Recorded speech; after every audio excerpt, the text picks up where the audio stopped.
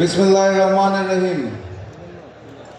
বাংলাদেশ ইসলামী ছাত্র শিবিরের কেন্দ্রীয় সম্মেলনে সম্মানিত সভাপতি, আমার সামনে উপস্থিত জাতীয় নেতৃবৃন্দ, সারা বাংলাদেশ থেকে আগত বাংলাদেশ ইসলামী ছাত্র শিবিরের সর্বস্তরের নেতৃবৃন্দ, আসসালামু আলাইকুম।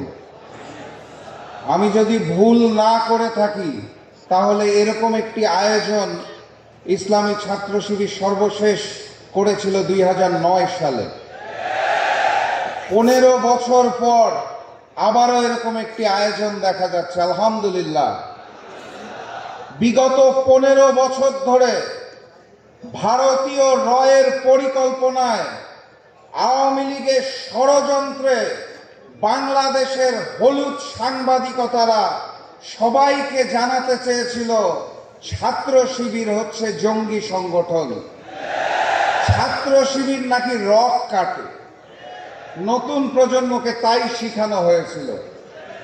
আমি আমার খোলা চোখে দেখতে পাই ছাত্র শিবির হচ্ছে সেই সংগঠন দেশের দুর্যোগে যারা সবার আগে ছুটে যায়, বন্যা হলে যারা সবার আগে ত্রাণ নিয়ে যায়, দেশের প্রয়োজনে যারা বুক পেতে দেয়, যারা আগামী দিনের বিজ্ঞানীকে সৃষ্টি করার জন্য সায়েন্স বেস করে, জুলাই অভ্যুত্থানকে ধারণ করে চিত্র প্রদর্শনী করে আগামীর বাংলাদেশকে গড়ার জন্য যেই ছাত্র সংগঠন কাজ করে তার নাম বাংলাদেশ ইসলামী ছাত্র শিবির।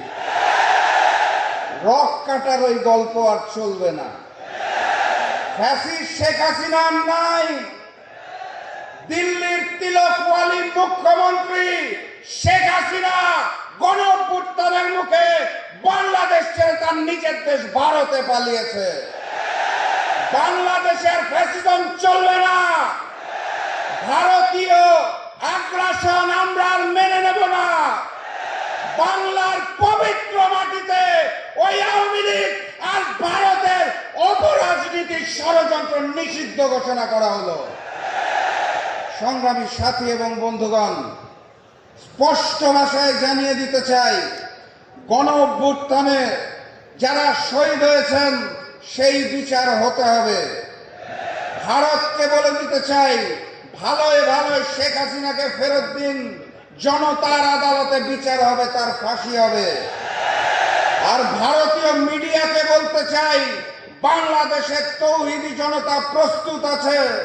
সিংহের গর্জন সহ্য হয়, হনুমানের বেঞ্চি সহ্য হয় না। হনুমানের বেঞ্চি দিবেন না। বাংলার দিকে ষড়যন্ত্র করলে আপনাদের 7 সিস্টারও খণ্ড বিখণ্ড হয়ে যাবে ইনশাআল্লাহ। সংগ্রামী সাথী এবং জনতা বন্ধুগণ, বক্তব্য দীর্ঘায়িত করব না, শুধু ঈমানী শপথ নিন। আবারও বলছি, বাংলার মাটিতে আওয়ামী লীগের রাজনীতি নিষিদ্ধ, ভারতীয় আগ্রাসন নিষিদ্ধ। আগামীর বাংলাদেশ হবে এবারের গণ অভ্যুত্থানের চেতনার মাধ্যমে নতুন বাংলাদেশ, বিপ্লবী বাংলাদেশ, ইসলামের বাংলাদেশ। সেই স্বপ্ন দেখে আজকের মতো বিদায় নিচ্ছি। বিজয়ের পথে যাত্রা শুরু, জীবন অথবা মৃত্যু। আসসালামু আলাইকুম।